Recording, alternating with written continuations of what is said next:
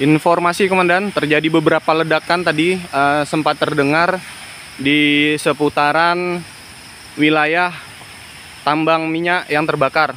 Kebakaran besar terjadi di Desa Alur Canang, Kecamatan Birembayan, Kabupaten Aceh Timur akibat tambang minyak tradisional terbakar. Membara dan meluas.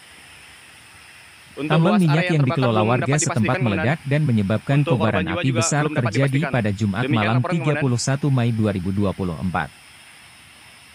Dari Desa Alur Canang. Video amatir kebakaran tambang minyak ilegal tersebut beredar luas di masyarakat. Peristiwa itu terjadi sekitar pukul 19 WIB. Menurut keterangan warga di sekitar, sumber api diduga berasal dari salah satu sumur minyak akibat ledakan pompa penyedot milik salah seorang penambang. Api menyambar sumur minyak dan menyebabkan api membumbung tinggi hingga mencapai 20 meter. Camat Birembayan Iskandar membenarkan peristiwa kebakaran tersebut.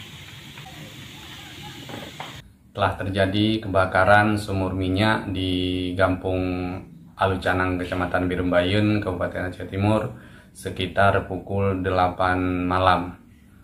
Penyebab terjadinya kita belum mengetahui dengan pasti apa penyebab terjadinya kebakaran tersebut. Akibat kebakaran tersebut, salah seorang warga yang menjadi korban dirawat di Rumah Sakit Umum Kota Langsa.